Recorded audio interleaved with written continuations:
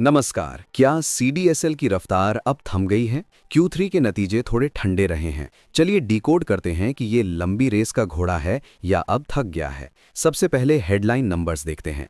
Company की total income सालाना आधार पर 11.7% बढ़कर 333 करोड़ रुपए हो गई है। यहाँ ग्रोथ थोड़ी धीमी पड़ी है, लेकिन सबसे बड़ा झटका नेट प्रॉफिट में लगा है। मुनाफा सालाना आधार पर सिर्फ 2.3% बढ़कर 133 करोड़ रुपए रहा है। पिछले साल ये 130 करोड़ था, यानी मुनाफा लगभग फ्लैट है।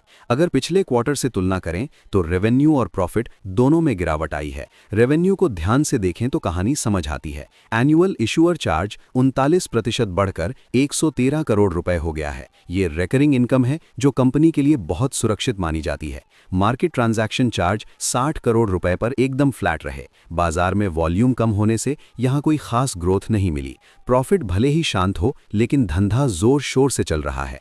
टोटल डीमैट खाते 17.27 करोड़ के पार हो गए हैं। इस क्वार्टर में 76 लाख नए खाते खुले हैं, जो पिछले क्वार्टर 65 लाख से ज्यादा हैं। इसका मतलब है रिटेल इन्वेस्टर बाजार में वापस लौट रहा है, जो आगे चलकर ट्रांजैक्शन इनकम बढ़ाएगा। अब सबसे बड़ा सवाल, जब रेवेन्यू 11% बढ़ा तो मुनाफा सिर्फ 2% क्यों बढ़ा? जवाब है खर्चा। कंपनी का टेक का खर्चा 40% बढ़कर 42 करोड़ रुपए हो गया है। साइबर सिक्योरिटी और सिस्टम को मजबूत करने के लिए ये खर्चा जरूरी था, लेकिन इसने सारा एक्स्ट्रा प्रॉफिट खा लिया। इसे आप टेक टैक्स कह सकते हैं।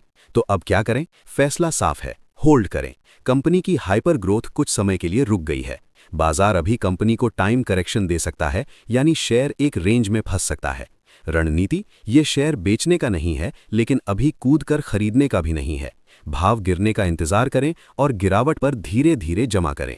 डिस्क्लेमर, ये एनालिसिस Q3 अनऑडिटेड रिजल्ट्स पर आधारित है। निवेश से पहले अपने सेबी एडवाइजर से सलाह लें। डेटा बैक्ड खबरों के लिए सब्सक्राइब करें सेव योर इन्वेस्टमेंट।